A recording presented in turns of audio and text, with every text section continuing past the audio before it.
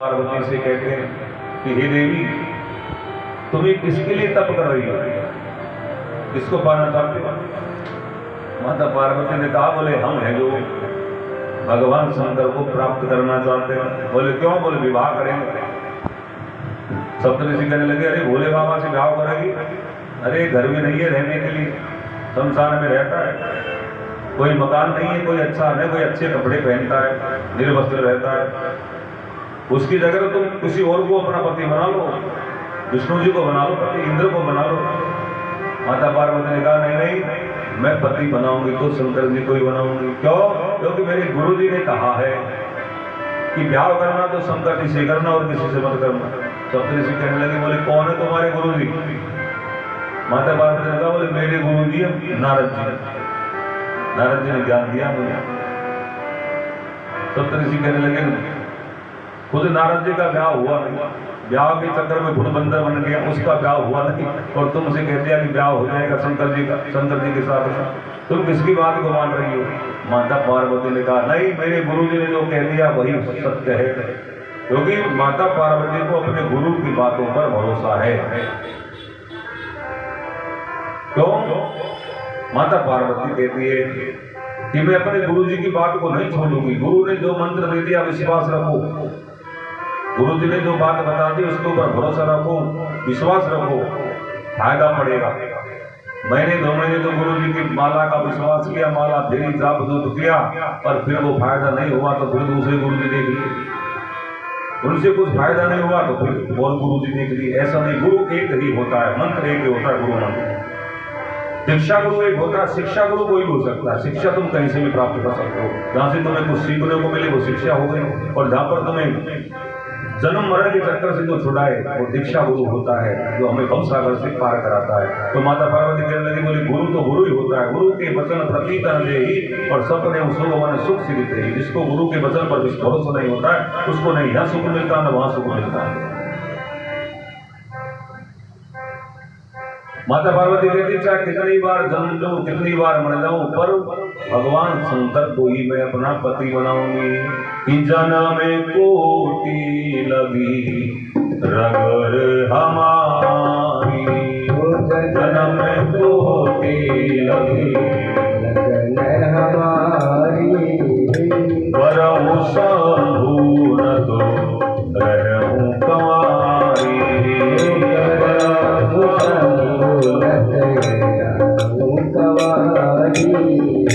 जन्म कोटि लगी रगर हमारी, जन्म कोटि लगी रगर हमारी, वरहु शंभु न तो रहूं कुंवारी, वरहु शंभु न तो रहूं कुंवारी। ब्याह करोगी तो शंकर जी के साथ में करूंगा, नहीं कंवारी रह जाऊंगी। अब कुछ ऋषियों ने सोचा, रे भैया गुरु जी की बात पर पूरा भरोसा है, गुरु की बात पर भरोसा करना चाहिए। सब ऋषि राजी हो गए, आकर के शंकर जी को बताया, बोले महाराज राजी हो जाओ, देख ली, परीक्षा कर ली हमने दुल्हन की, बहुत बढ़िया है दुल्हन, अच्छे संस्कार है, अच्छे गुण है उसके अंदर। बोले बाबा राजी हो गए। अब तो महाराज सगाई का सिस्टम हुआ, कार्यक्रम हुआ सगाई वाला। अब तो महाराज नारद जी ने बता दिया हिमाचल राजा को, बोले भोले बाबा बहुत बढ़िया है, कैलाश पर्वत पर रहते हैं, कैलाश के राजा है, सगाई कर लो। अब तो महाराज पहले के जमाने में कौन जाता था सगाई करने के लिए? तो ब्राह्मण या नाई, ये 2 ही जाते थे पहले सगाई करने, दोनों को भेज दिया। अब महाराज जाकर के कैलाश पर्वत पर पहुंचे और जाकर के दूल्हे का टीका कर दिया।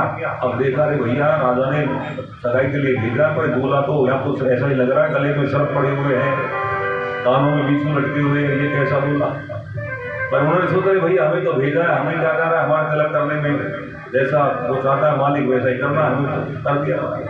सगाई हो गई, सगाई करके टीका करके वापस आ गए, राजा को सूचना दी, कहा बोले कर दी सगाई? बोले हाँ कर दी। अब माता पार्वती की मैया जो है ना मैना, वो कह रही है, बोले जवाई कैसा है? तो मैया को बड़ी चिंता रहती है कि मेरा बेटी का दूल्हा बढ़िया हो गया, बढ़िया हो गया। अब मैया पार्वती के लिए कहती, बोले कैसा है दूल्हा? अब वो नाई और ब्राह्मण कहने लगे, महाराज दूल्हा तो ऐसा है कि आज तक नहीं तो किसी का आया ना आगे आएगा, किसी का आज तक नहीं आया ऐसा। अब तो राजी हो गई मैना, बोली मेरी बेटी का दूल्हा ऐसा आएगा, अब ये पता नहीं कि वहां तो कुछ उल्टा ही आगे महाराज वहां से। अब तो विवाह की तिथि तैयार निश्चित की गई, ब्रह्मा जी को बुलाया गया, विवाह की तैयारी की गई और अब तो विवाह का मुहूर्त निकल गया।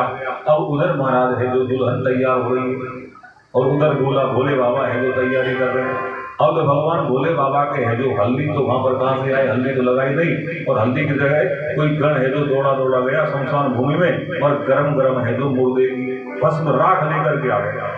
कोई ताजा ही मुर्दा जला था, गरम गरम राख नहीं लेकर के आया, लो महाराज ये लगाओ, इससे शरीर गोरा होगा। और भोले बाबा के ऊपर जैसे ही वो राख लगाई है तो महाराज राख लगाते ही भगवान भोले बाबा का शरीर हो गया कर्पूर गौरम, ऐसा शरीर हो गया कपूर के समान गोरा हो गया।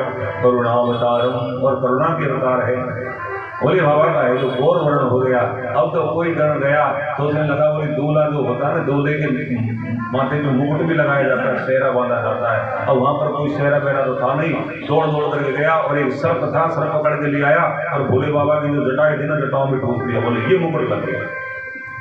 बोले दूल्हे को कुंडल भी पहनाए जाते हैं, कुंडल था सोने के, वहां कोई गण गया छोटे छोटे बिच्छू ले आया और भोले बाबा के कानों में टांग दिए, बोले ये कुंडल हो गए महाराज। कोई सर्प है जो गले में लटका दिया और भोले बाबा है जो तैयार हो गए, दूल्हे को सजाया गया है, भोले बाबा तैयार हो रहे। उधर माता पार्वती को भी हल्दी मेहंदी लगाई जा रही है और अब तो महाराज बारात चलने लगी है। भगवान विष्णु जी, इंद्र जी, कुबेर जी, वरुण जी सोचने लगे बोले ये दूल्हे के साथ में जाएंगे तो नाश्ता पानी तो लोग कोई पानी भी नहीं पिलाएगा क्योंकि दूल्हा बहुत सुंदर है ना। अब तो महाराज भोले बाबा चले दूल्हा बन करके। अब दूल्हा किस पे बैठता है, घोड़ी पर।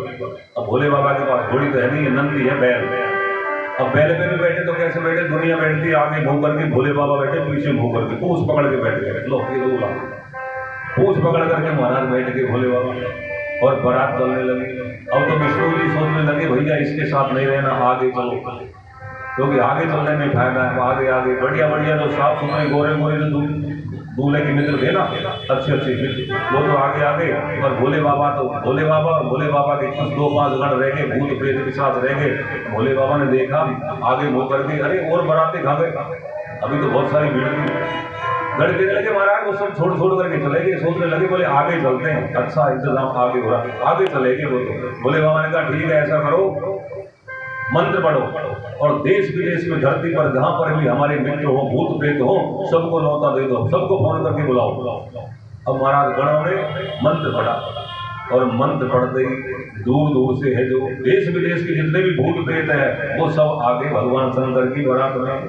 और वो भूत प्रेत कैसे है कि को मुखहीन विपुल मुख काहू, किसी के तो महाराज मुख ही नहीं है, केवल गर्दन से नीचे का हिस्सा ऊपर का हिस्सा है, और किसी के महाराज एक मुख की जगह 4-4 मुख है, 2 बगल में 2 आगे पीछे, और बारात चल रही है। और बिनु पद कर को बहु पद बाहु, किसी के पैर नहीं है, केवल कमर से ऊपर का हिस्सा है। इस तरह की बारात है महाराज कि नाना वाहन नाना वेशा और बिहसे शिव समाज निज देखा। अब अलग अलग तरह के भूत प्रेत आए, भोले बाबा ने देखा अरे भैया बारात तो मेरी बहुत बढ़िया है। अब तो महाराज भोले बाबा बड़े राजी हो रहे हैं और महाराज जैसा दूल्हा है वैसी बारात है कि जस दूल्हे तस बनी बाराता, को दुख विविध हो मंग जाता। जस दूल्हे तस बनी बाराता और को दुख हो ये विविध मंग जाता। जैसा दूल्हा वैसी बारात। अब तो महाराज जैसा दूल्हा वैसी बारात है और बारात महाराज अब तो चलने लगी है, हिमाचल राजा की नगरी की ओर आ रही है और सब नाच रहे हैं गा रहे हैं भगवान भोले बाबा की बारात में कि आई शंकर की आई भोले की बरतिया ही